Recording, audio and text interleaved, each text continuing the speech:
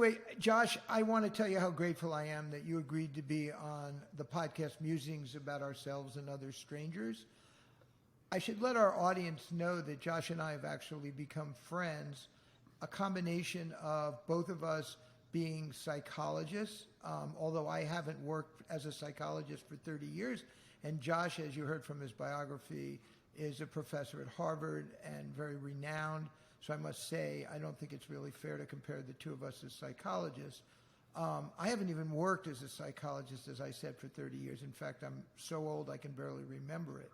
But on the other hand, we are also friends because we are both working to try to help people living in extreme poverty. So with that disclosure, I again welcome Josh to Musings About Ourselves and Other Strangers. And Josh, I want to let you know that the central question that this podcast is going to address is the gap between our moral behavior and our professed values. That's what I'd like to talk to all the guests about in one way or another. But before we get into that, I really would love it if you would just give a brief overview of your book, Moral Tribes, that I found really fascinating.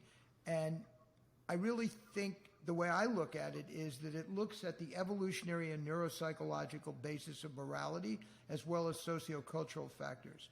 But you can correct me completely in your description since I probably got it all wrong. So please go as slowly as you want and help our listeners know about Moral Tribes.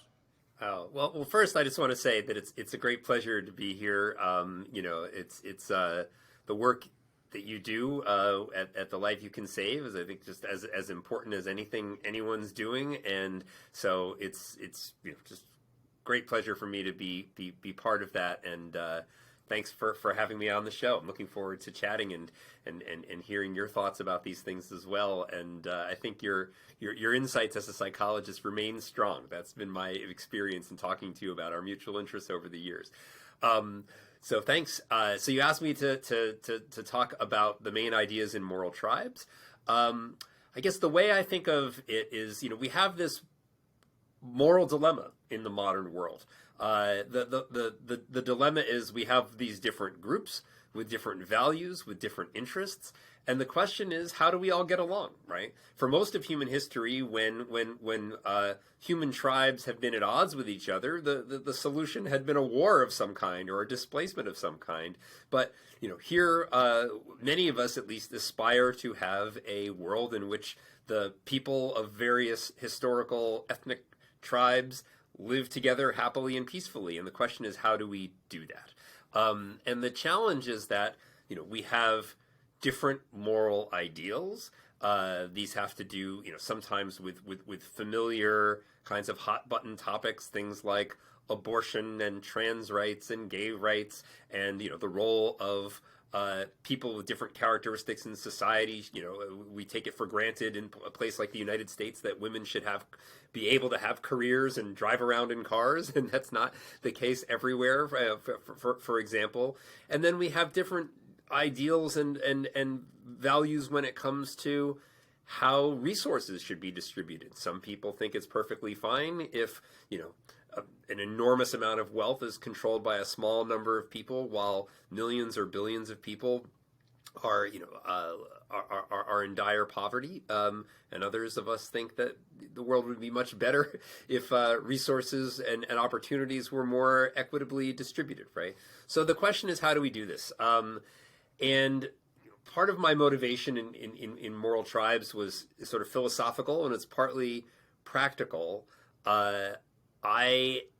The hope would be that we could find a kind of global moral philosophy, a kind of what I call a meta-morality, that can help us get along. And I call it a meta-morality instead of a morality for the following reasons. So the idea is that for life within a tribe, a first-order morality is what enables otherwise selfish individuals to get along as a group. And the way our basic moral rules are implemented is partly through familiar rules: don't lie, don't cheat, don't steal, don't kill people, don't beat people up. And those are encoded in our social emotions, right? So we have positive feelings like empathy that motivate us to be good to other people, negative feelings like guilt and shame that prevent us from doing bad things. We have positive feelings that motivate other people. You'll have my gratitude if you are a good member of our group. And then negative feelings like righteous anger and maybe even disgust that motivate other people to follow the rules, right? And that can work fairly well within a tribe if everybody's kind of on the same page about what the moral expectations are. But then we get into the modern world and we have all of these different moralities competing with each other. So you need something one level up, a These meta-morality. moralities, they're competing even within the same tribe. Like, let's just say, is a tribe like the United States, for example, or United Kingdom? Well, you know, I use tribe somewhat metaphorically. And what I really mean by a tribe is a group that is organized by a set of expectations about the terms of cooperation. So the truth is that, you know, many of us, or most of us, especially in the modern world, are members of multiple tribes at multiple layers, right? And we can sort of be part of a religious community or a national community or more local communities, right?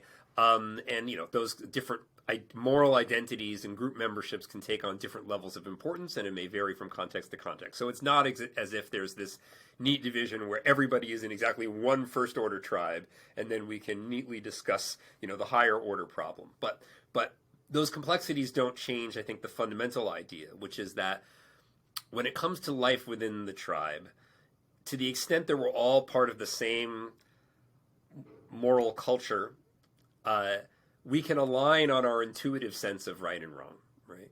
But at the meta level, we can't trust our intuitions. It's our intuitions about what's right or what's wrong and who owes what to whom that are exactly what are dividing us at that higher level. So we need to put our intuitions aside and think, okay, well, there's, you know, can there be some higher standard? So in the book, I argue that a philosophy known as utilitarianism, which is a special case of a school of thought known as consequentialism, is best understood as a meta-morality and is our best hope for having a kind of global moral philosophy. So what is the idea there? The idea is that whatever tribe you belong to, you want yourself and the people you care about to be happy and to not suffer. And when you look at the things that people care about, if you take anything that someone cares about and say, well, why do you care about that? And you keep asking that question, right? So you say, well, you know, you went to work today. Why'd you do that? Well, to earn money. Well, why do you need money? Well, you know, I need it for things like paying the rent. You're like, well, why do you need to pay the rent? Well, you know, I don't want to be homeless. I don't want to sleep outside. Well, what's wrong with that? Well, it's cold. And what's wrong with cold? Well, it's painful. What's wrong with pain? Well, it's just bad, right? That at some point you run out of answers. And when you sort of chase those answers down, they almost always come down to the positive or negative experience of some conscious being, right? And so one of the fundamental insights of, you know, the original utilitarians like John Stuart Mill and Jeremy Bentham was that there's this kind of common currency of experience across people and across groups. And that's insight number one, that there's kind of values behind all of our values. And then the other is this idea that sounds very banal now, but at the time was really quite radical, which is everyone's experience counts the same.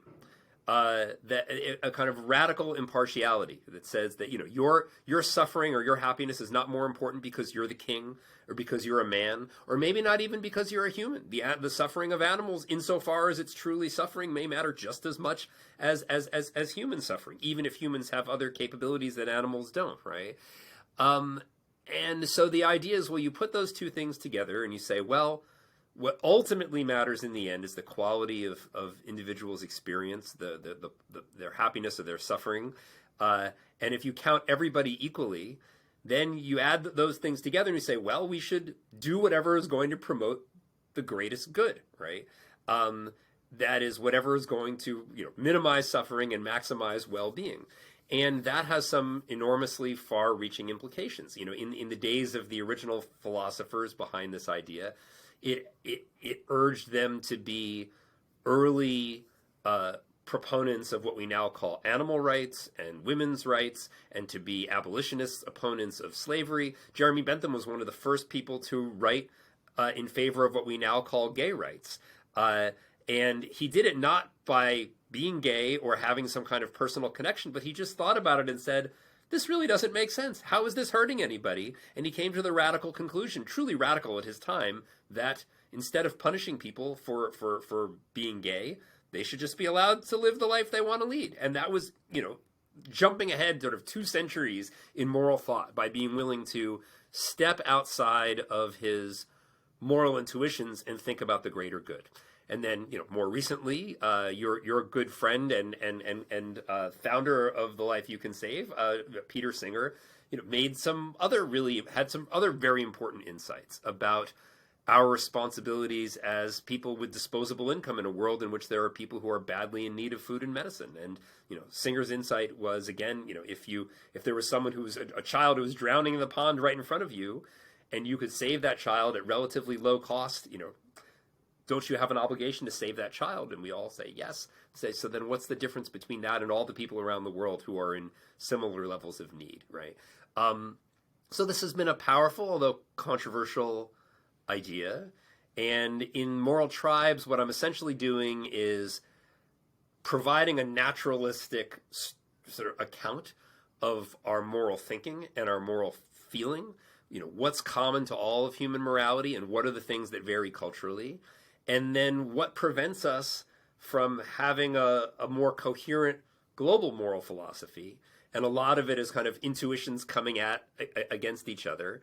And I try to use our understanding of human biology and psychology to get underneath those differences and make the case for promoting the greater good. I should say that more recently, I guess I've become... I've been, somewhat disappointed in the sense that, I wrote this book, didn't change the world, even though it has some fans. And I started thinking don't after, be so modest, it really did. Everything's fine now. but I've become more interested in trying to apply these ideas rather than kind of offering a sort of intellectual defense. And so that's where a lot of my thinking has been recently. So I'll leave it at that for now. Let me stop you and ask you a question about intuition. Do you see, because it seems to me that people follow their intuition or what I would call instincts. Is it okay if I use the word instinct as same as intuition just for the purposes of this discussion or not?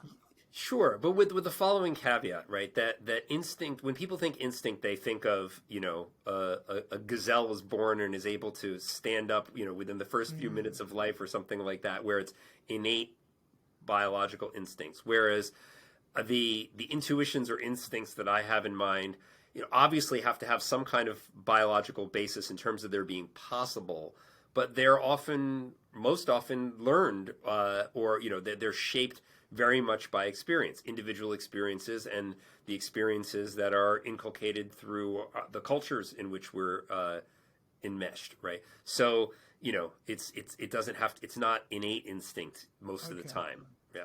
Well, I'll use the word intuition then, but we'll realize that we're talking about a mix of biological and sociocultural influences that lead to these intuitions. And it sounds like what you're saying is intuitions are much more loaded towards the learned part than the biological part, which is instincts. But I have a reason for asking this, because it seems to me that people's intuitions are not necessarily leading us to get along. I don't know how I could possibly feel that way in a world where there's universal peace and everybody is nice to one another. But somehow I've come to this belief in this old age of mine that in fact people following their intuitions doesn't really lead to people doing the right thing, either by their neighbors or by their distant neighbors or even for themselves. Like if I have the intuition, and I use the word instinct here, that I want to have a second piece of cake, I go ahead and have the second piece of cake, even though maybe my doctor, or in this case my wife, had told me, who is my doctor, don't eat that second piece of cake. So a lot of our instincts don't lead us to do the right thing. I mean, do you have anything to say about that? Yeah, well, I think there are some people whose behavior is pretty well in line with their values, right? That kind of, your basic first order morality is often about, injunctions against doing certain things, right? Don't lie, don't steal, and then to the extent that there are things that you have to do, you're expected to be good to the people in your life, to take care of your family and your friends, to be supportive of the community. And so if you're a good, upstanding person within your community and you're doing right by the people you're connected with in the right proportions, and you're not, committing any sins, you can be pretty well in sync, I think, with a sort of conventional tribal morality. I think that where there's likely to be a disconnect between people's values and their behavior is, on the one hand, if they're under strain conditions. So, if your best hope of getting out of poverty is to become a part of the drug trade, right? Then you might end up doing things that, when you go to church, are wrong, but hey, got to survive, right? Or if you have certain kind of higher ideals that are of the kind that, someone sort of drawn to utilitarian philosophy would have, then there's always going to be a gap, right? There was an episode of The Good Place that showed this guy who they described following a term I used in Moral Tribes called the happiness pump, right? That it was kind of ridiculing the idea of really trying to do as much good as possible, right? And the character in The Good Place, I don't think was trying this in the optimal way. But even if you are trying this in the optimal way, it's a question of, okay, well, how much money do I have to give away? How should I be pushing myself to the brink of poverty in order to provide life-saving food or medicine or malaria nets to people on the other side of the world? And so there's a tension between the kind of moral philosophy that would say, hey, look, the more the better when it comes to helping other people, and the forces that guide our behavior in everyday life, both in terms of taking care of our own needs and taking care of the needs of the people who we're closer to. Well, I'm going to challenge you at the risk of just being demolished here, but let me bring it a little bit closer to home. Let me take some of your colleagues at Harvard. Okay. Or some of the people that were at Harvard when I was at Harvard, or my wife was at Harvard. I would challenge the idea that they're living fine, upstanding lives. They're not necessarily, in my opinion, living fine, upstanding lives. There is a huge gap between moral behavior and their professed values. Some of them were the very architects, for example, when I was in university, of the Vietnam War. Many of those Harvard professors actually advised the Kennedy administration, the Johnson administration, on how to conduct that war, which didn't seem to me like living a fine, upstanding life at the time. But even bringing it forward, I don't think that these professors necessarily extend their nice behavior beyond their families and their community particularly well to live in a way that is trying to make the other tribes who are far away a much better place. So I'm suggesting not to pick on Harvard because I was only not joking, but I was only having fun with the Harvard thing because it's held in such esteem. But yeah. I was saying that I think that there is a real problem between how most of us live our lives every day and living by a really good moral code, be it utilitarianism or even if we were Kantians. So I don't know. I guess I'm challenging your notion. Well, yeah. So I don't know who you have in mind, like Henry Kissinger or someone like that. Well, Samuel Huntington was the person I actually had in mind. Oh, okay. Yeah. I think those are unusual cases. Not your typical sort of affluent Westerner, let's say. But I think your point is well taken that many of us are willing to accept or complicit in some way in practices that are extraordinarily harmful, right?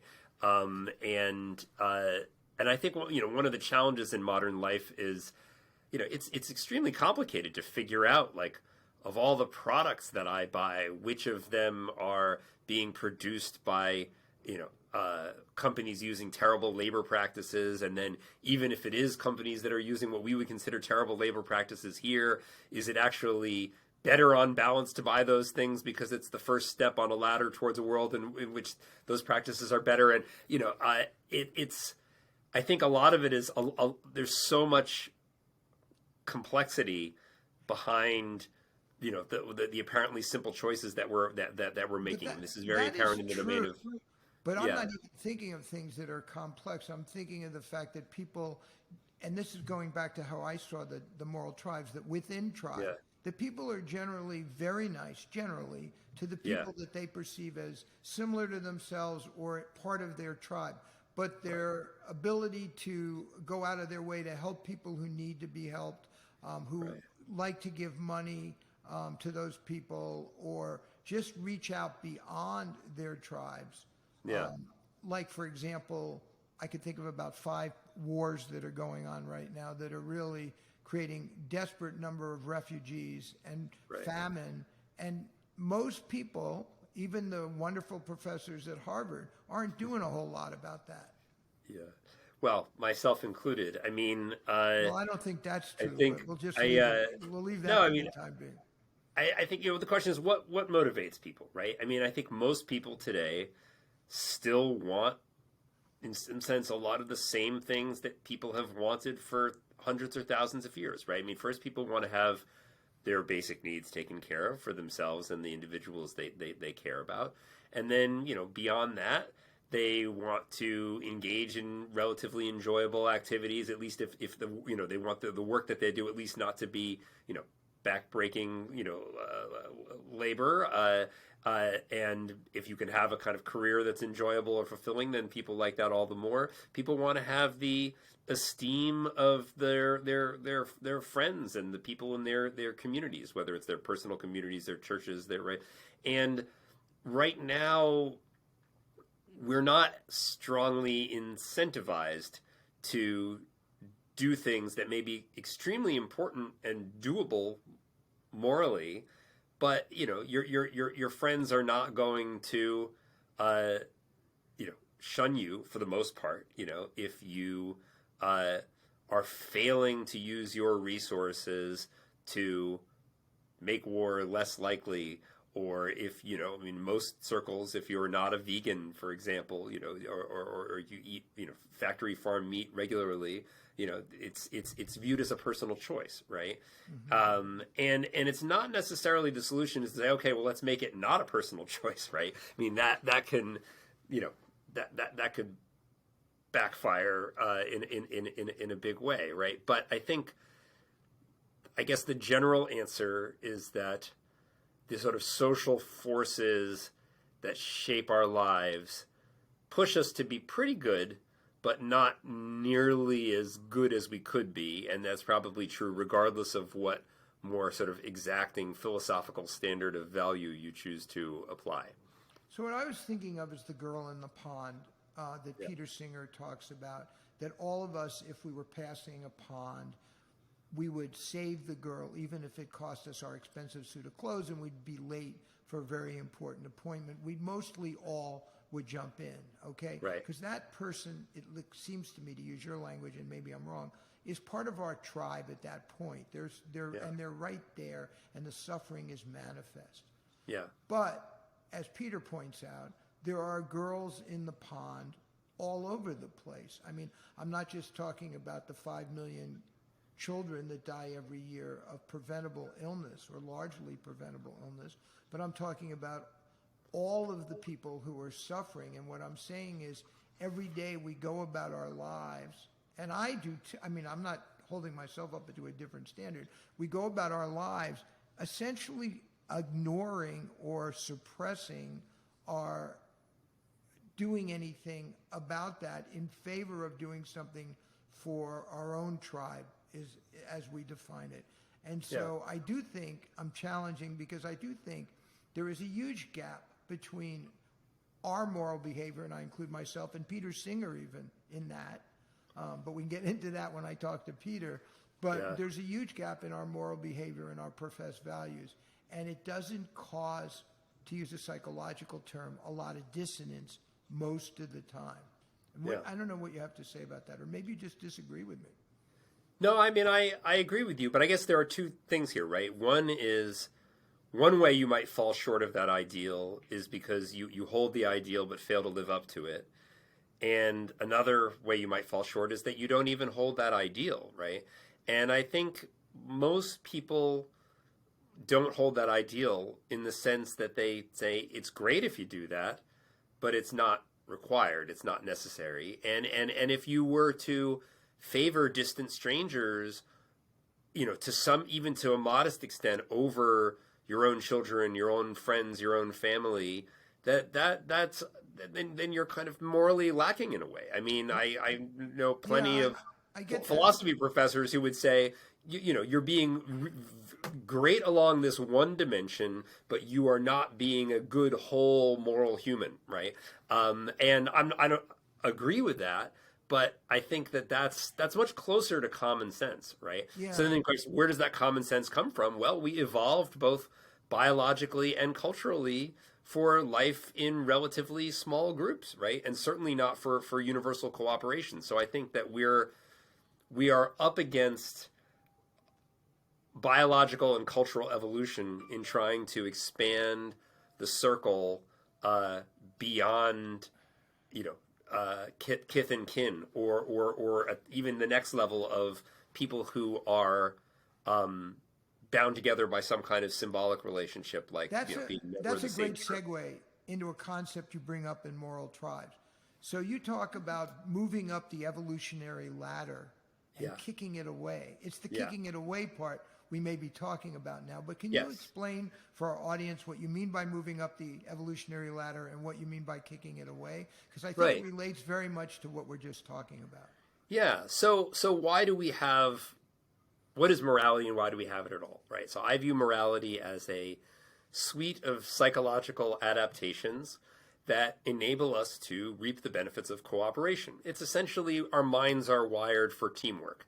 And that can be teamwork in a very sort of, at the level of the family, or it can be with specific individuals in a reciprocal altruism way. I scratch your back, you scratch mine.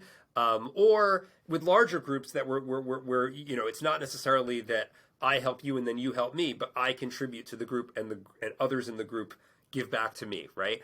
But all of that capacity and all of the emotions that go with that, again, feelings of goodwill and feelings of awe and feelings of shame and guilt and embarrassment, and all of those social emotions are ultimately emotional carrots and sticks that enable us and enable others to be good cooperators. But the reason why we are good cooperators is because teamwork is a powerful weapon, right? It enables some of us to outcompete others of us, right? The only way something can evolve biologically is if the individuals who have those traits survive and the other ones don't, right? So even though we're talking about cooperation, the evolutionary currency is still the same as it is for everything else, which is death, which is some survive and others don't, right? So by definition, cooperation cannot evolve for cooperation that's universal. Universal cooperation cannot evolve because that's not about competition at the highest level, right?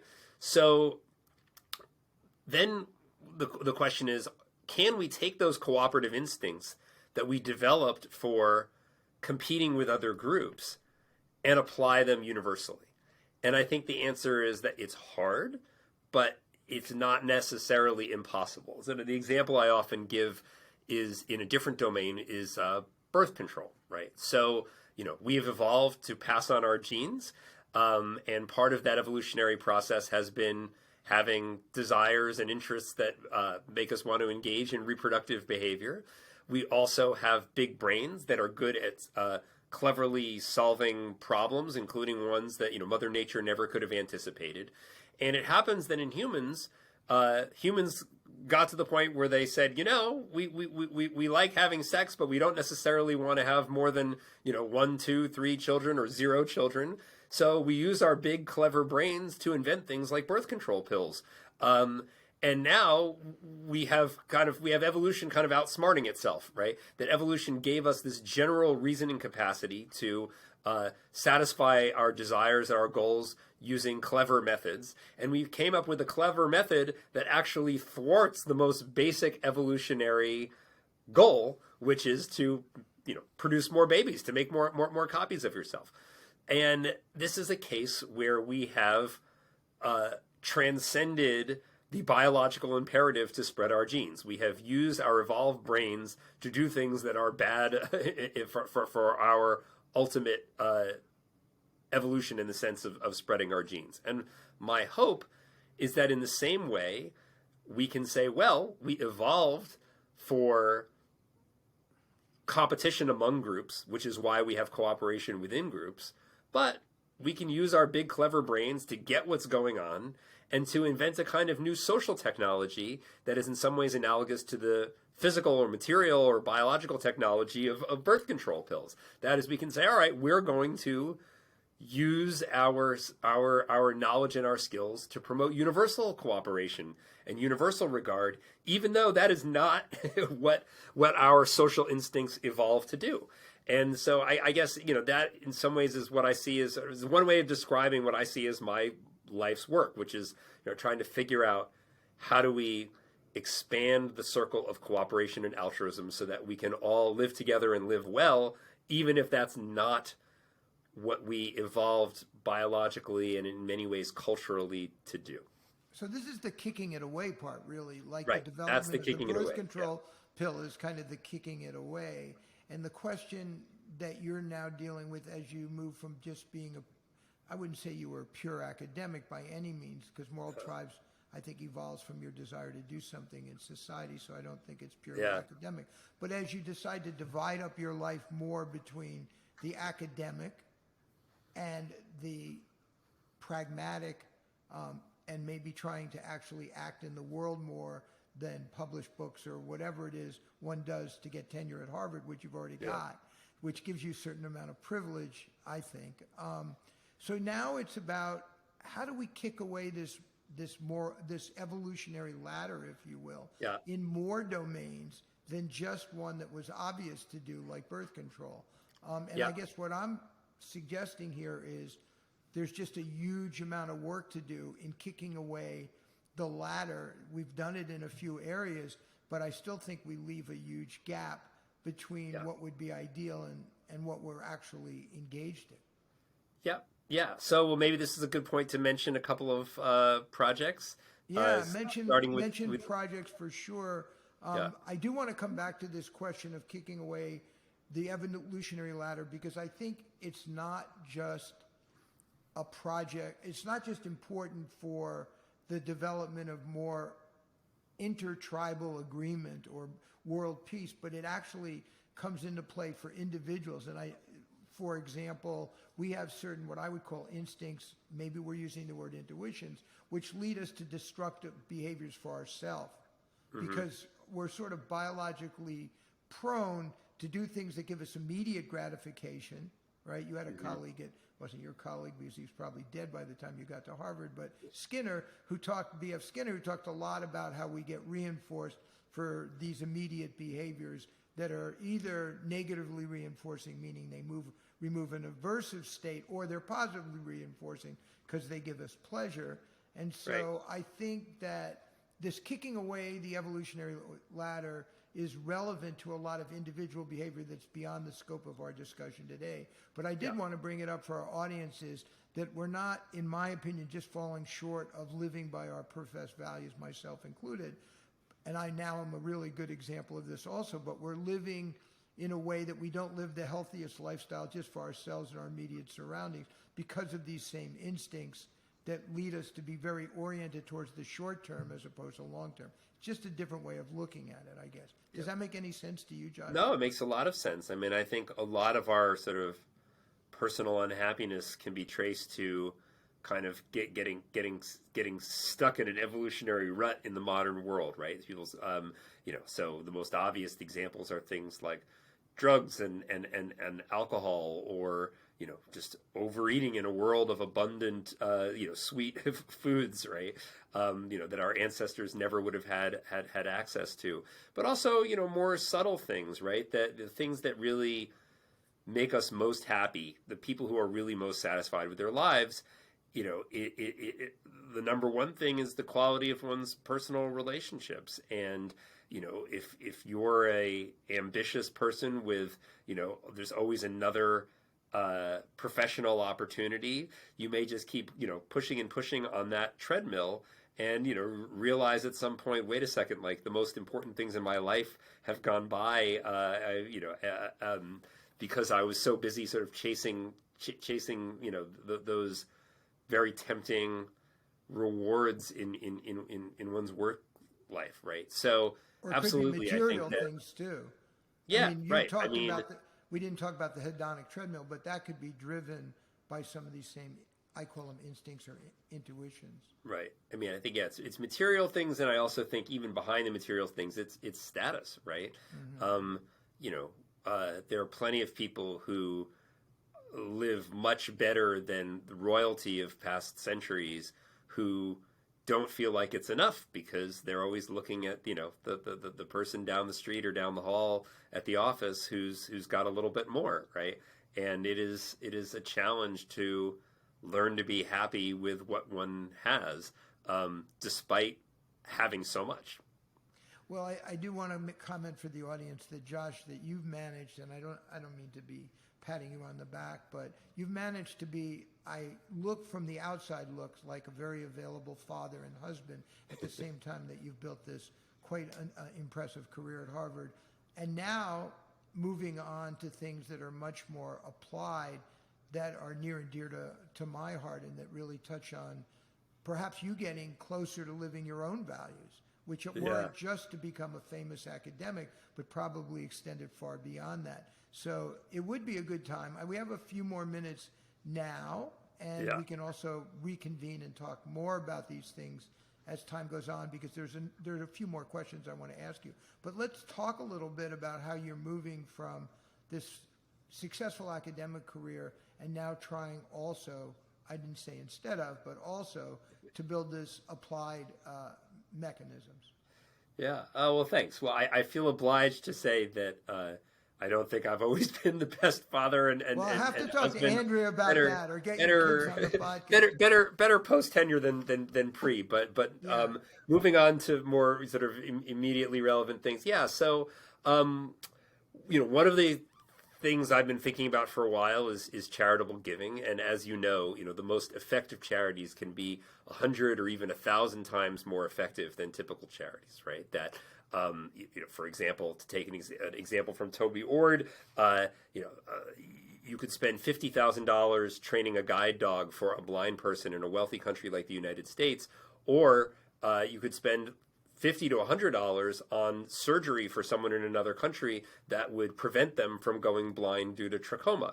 And of course, it's not that we should not take care of blind people in wealthy countries, but if you have the opportunity to serve 100 or 1,000 people with the same money that it would cost to help one person here, it's hard to say that that it's not worthwhile to spend some of your resources where it goes farther, and not just like 50% farther or 100% farther, but 100 times or 1,000 times farther. So except that they're not in our tribe, right? Right. Well, that is indeed part of the challenge, right? So how do you meet that challenge? So Lucius Caviola, a fantastic researcher who's been a postdoc in my lab, we said instead of trying to convince people with drowning child type arguments, which is how I was convinced, so no disparagement there, we said, well, what if you just say to people, hey, give to where you like, but what about also, in addition, giving to highly effective charities? And we did some experiments where we asked people to we said, well, you have three choices. You can give everything to this charity that you chose, everything to the super effective charity that we recommend, or split 50-50. And we found that if you add that 50-50 option, more money goes to the super effective charity than if it's just all or nothing to one place or the other. And we did a bit of research on the psychology of that. And the basic idea is, it seems to be that when people have a personal charity that they want to support, it's really just, they have an itch that they want to scratch, but it doesn't matter if you give half or if you give all of it to that.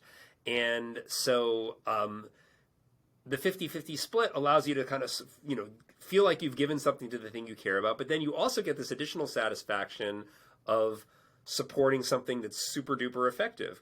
And so we found people like this. We found they liked it even more when you offered them money on top to support both donations. And we found that people were also, many of them were willing to pay into a fund that would support matching funds for other people. So we put all these things together after testing them in the lab, created this website called Giving Multiplier, which does exactly this. You pick a charity of your own, you pick a super effective charity of the kind that's supported by the Life You Can Save, and then you decide how much you want to give and how to divide it, and depending on how you do that, the website adds money on top to both, and then people have the option to support that matching fund.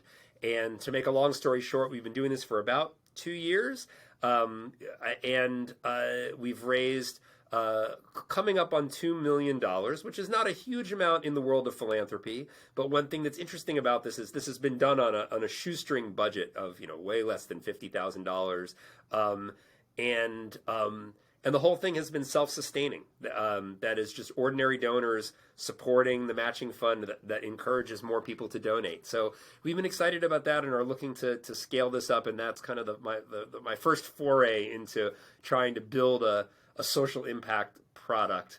So far, so good.